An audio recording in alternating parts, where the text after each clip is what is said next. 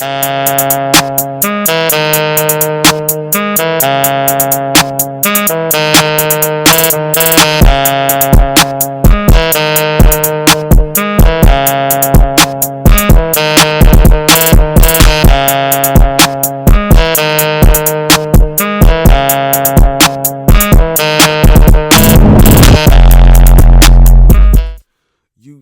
what it do? It's your boy Black Atheist Rants, back with another video. You know what's going on. You know what time it is. This is Everything Wrong in the Quran. Today we doing section 12 of Sūrah 2, and we getting straight into it. Before I begin with section 12, in my last Quran video, I did not read verse 96. So what I'm going to do is I'm going to start off with verse 96 and then we're going to jump straight into section 12. Let's get it. Verse 96 says, "Thou wilt indeed find them of all people most greedy of life, even more than the idolaters. Each one of them wishes he could be given a life of 1,000 years. But the grant of such life will not save him from due punishment. For Allah sees well all that they do." Okay. And Quran.com for that verse, it says, "You will surely find them clinging to life, more eagerly than any other people, even more than the polytheistic. Each one of them wishes to live 1,000 years. But even if they were to live that long, it would not save them from the punishment. And Allah is all seeing of what they do," right? Because Allah punishes you, right? Allah is just like Yahweh. Punishment awaits those who do not believe on blind faith. We know that from the other sections of Surah 2. If you don't believe, if you believe in more than one God, if you do not have this faith as your main faith, or if Allah isn't your main God, or if you got other shit going on, then fear the fire, fear the brimstone. We know that. We know that this God is a bloodthirsty, serial killing maniac that does not play that shit. We know that just from the previous sections of Surah 2. So if you got some other gods you believing in, if you're an idolater, if you have different opinions and views and beliefs, Allah's gonna fucking punish you, because the God of the universe gives a fuck about what you do in your free time, right? He has all this going on, but has enough time to care about your personal life. So follow the Quran, y'all. But that was verse 96. We're going straight into section 12. This is verse 97, Surah 2, Al-Baqarah / the Heifer. Okay.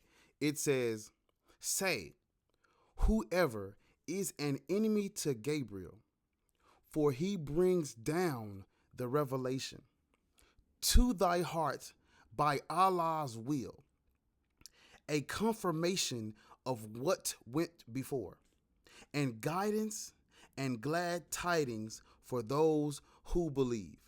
Okay.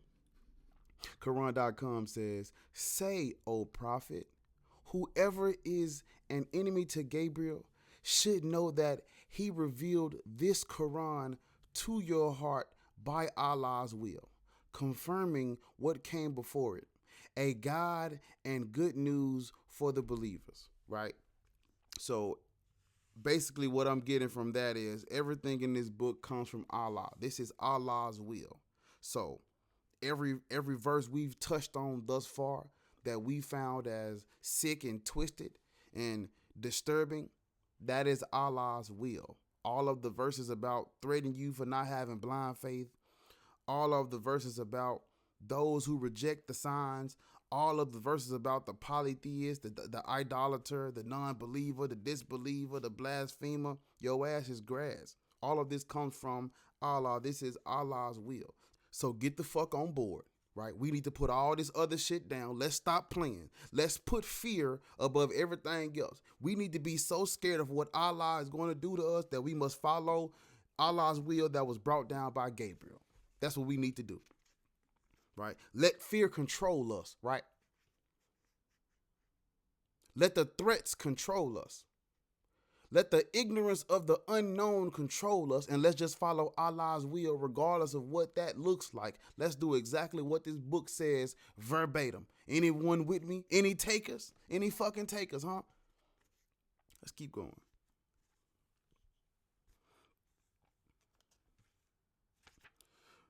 Verse 98 says, whoever is an enemy to Allah and his angels and messengers, to Gabriel and Michael, lo, Allah is an enemy to those who reject faith. You see what I'm saying?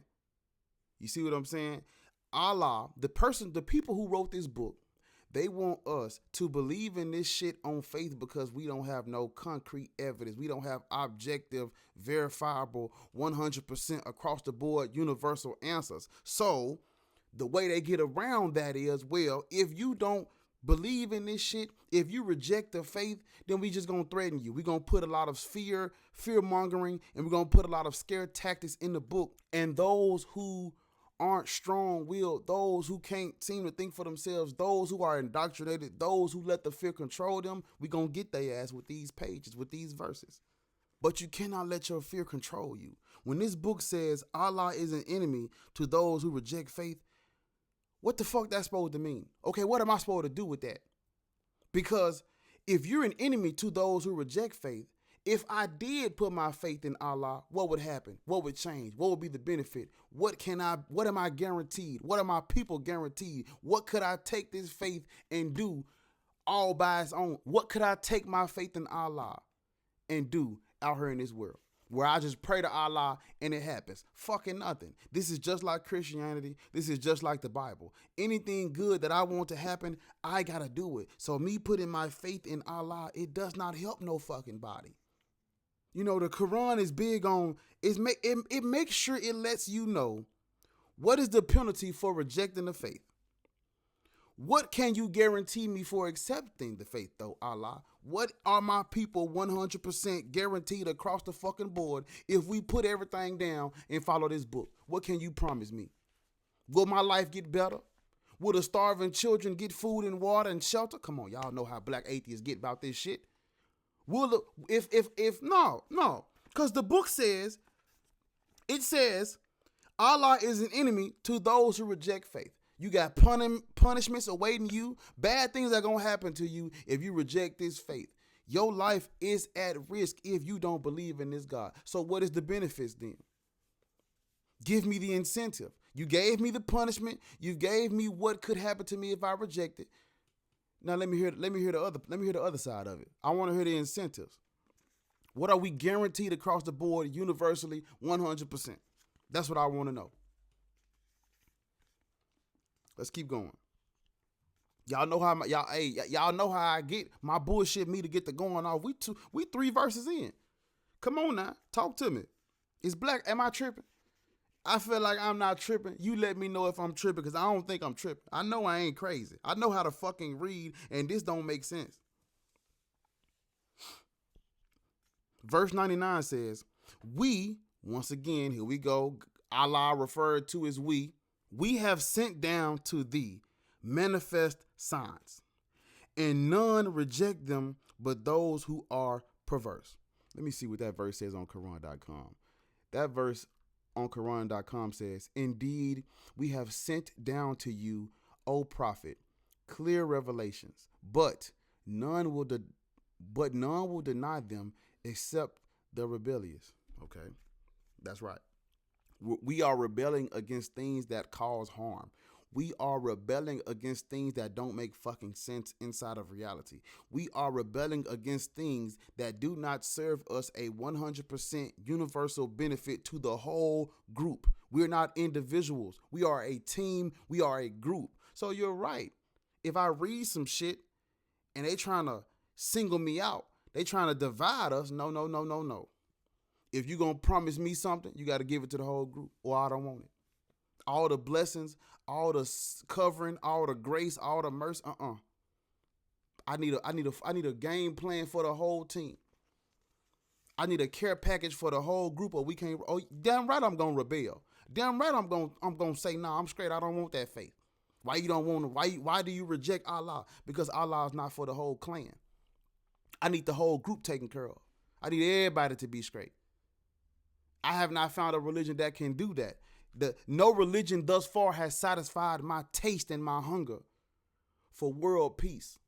No religion thus far has satisfied my need, you know what I'm saying, for everybody to be okay, for everybody to have what they need to survive on this planet. So when you find me a religion that can do that, hell yeah, you can get all the faith and worship and praise you want out of black atheists. You understand me? You dig? But until further notice, like this verse says, we will rebel. We are rebellious. You damn right. Let's keep going. It says, it is not the case that every time they make a covenant, some party among them throw it aside. Nay, most of them are faithless. Okay. Verse 101 says, and when there came to them a messenger from Allah, confirming what was with them, a party of the people of the book threw away the book of Allah behind their backs, as if it had been something they did not know. Okay. Verse 102 says, they followed what the evil ones gave out falsely against the power of Solomon. The blasphemers were not Solomon, but the evil ones, teaching men magic and such things as came down at Babylon to the angels Harut and Marut. I believe I'm pronouncing that right.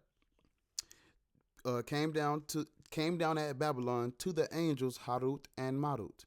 But neither of these taught anyone such things without saying, we are only for trial, so do not blaspheme. I don't understand. Okay, let me pause it. I do not understand what is so bad about blasphemy. It's just words. It's just making noise. Why does blasphemy seem to discomfort Allah? Why is he so against people just making sounds and talking? Like how does this affect a God? How does this affect an all-powerful creator of the whole universe and cosmos? I don't get that part. But let's still going. We still on 102. Let's keep going. It says, they learned from them the means to sow discord between man and wife, but they could not thus harm anyone except by Allah's permission. Wait a minute. It says, but they could not thus harm anyone except by Allah's permission. Okay. That sounds crazy. It sounds like, if I'm not mistaken, but they could not thus harm anyone except by Allah's permission. So they couldn't harm anyone unless Allah gave them permission to do so. Wow. That's crazy. Something to think about. And they learned what harmed them, not what profited them. And they knew that the buyers of magic would have no share in the happiness of the hereafter. And vile was the price for which they did sell their souls. If they but knew, if they had kept their faith and guarded themselves from evil, far better had been the reward from their Lord, if they but knew. Okay. So I don't know what the fuck I just read. I'm going to try to piece it together with the Quran.com version. Allah, I don't understand your book. I'm going to need you to come down and give me some assistance. Alhamdulillah, Shunde K glory. All right. Did he come down? No, he fucking didn't. You know, this is supposed to be your guide to the whole universe, and the fucking main character won't come down and explain the book to you. It's crazy. If that main character exists. But the only part I saw was a harm is only done to anyone when Allah gives permission. Let's read the Quran.com version. God damn, this verse long as shit. It says, they instead followed the magic promoted by the devils during the reign of Solomon. Okay. Never did Solomon disbelieve. Rather, the devils disbelieved. They taught magic to the people along with what had been revealed to the two angels, Harut and Marut, in Babylon. The two angels never taught anyone without saying, "We are only a test for you. So do not abandon your faith." Wait, why would Allah send two angels as a test for people? Anyway, it says, do not abandon your faith. Yet people learned magic, it has it in quotations, people learned magic that caused a rift even between husband and wife. Okay, so the angels were sent down as a test. The people were told not to abandon their faith. They learned magic and it caused a rift between everybody, including even husband and wife. All right. And it says, although their magic could not harm anyone except by Allah's will. Okay, so I'm assuming the magic that they learned was something that causes harm, but the only way it could do harm is if Allah's will allowed it. Something to think about. It says, they learned what harmed them and did not benefit them, although they already knew that whoever buys into magic would have no share in the hereafter. Miserable indeed was the price for which they sold their souls, if only they knew. Okay, so that was the Quran.com translation of verse 102. Okay, now this is the Quran.com translation of verse 103. It says, if only they were faithful and mindful of Allah, there would have been a better reward from Allah, if only they knew. But that doesn't make any fucking sense when he literally sent two angels down as a test. And I guess some of the people were fooled, some of them learned magic, and they weren't mindful. But who's to blame? You know, if only they were faithful and mindful of Allah, there would have been a better reward from Allah, if only they knew. Right. So that is the end of section 12 of Sūrah 2 Al-Baqarah. Clearly some bullshit. Clearly doesn't make any fucking sense. I don't understand what I'm reading. I don't want nobody's help. If this is what I'm supposed to base my life on, I'm supposed to be a Muslim. I'm supposed to give Allah all this grace and love and worship and praise him 10 times a fucking day. Then why don't that bitch come down and help me? I don't want a human's help. No. I'm tired of that shit. If I don't want a theologian or a scribe or a scroll or no. I want the creator. I want the God who inspired this. I want you sent the prophet. Well, send another one. I need another one. I need you to come down like God, like Yahweh did. Come down like Yahweh did. And you need to come help me. Help me understand what the fuck I just read. Because I'm not about to go and get a degree in fucking Quran studies just to understand the book that's supposed to be my guide to the galaxy. I'm not doing that. No.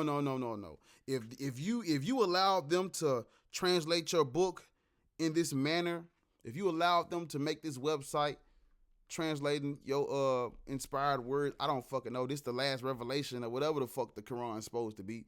If this is what Allah wanted, then I'm going to put Allah on trial. I'm going to hold him responsible and accountable for making sure I understand what the fuck he meant when he inspired this bullshit. Because this is some bullshit. I have not had, what the fuck? I don't know what I just read. I'm sorry that my answer isn't as educated or informed as I guess it's supposed to be. But what the fuck I'm supposed to say about this bullshit? Angels coming down and acting as test and magic and the faithless, blind faith and believing in God, you get a reward. Don't believe. Man, look, bro, this is bullshit. It's more to life. And I'm just reading it, trying to expose it and trying to show everybody, wait a minute. If you really use your fucking common sense and try to sit down and read this shit, you know what the fuck is going on. I don't have the context. Maybe I need the context. Maybe I'm born in the wrong fucking country and I had access to the wrong fucking religion growing up. So I apologize, Allah, that geographically I'm in the wrong. Geographically, I'm a blasphemer, Allah. Geographically, it's unfortunate that I'm on the wrong side of the planet where I don't speak Arabic and know what the fuck is really going on. I don't have the context, Allah. I apologize. But that's the end of the video. Make sure y'all like it. Make sure y'all subscribe, and we gonna keep it going. I got more coming. I probably do the Bible. I think I'm still in Genesis. I'll do the next video. Will probably be a Bible video for sure. I'm gonna try to go back and forth. If you rock with the Quran videos, man, make sure y'all like this shit. Comment down below. It's your boy Black Atheist.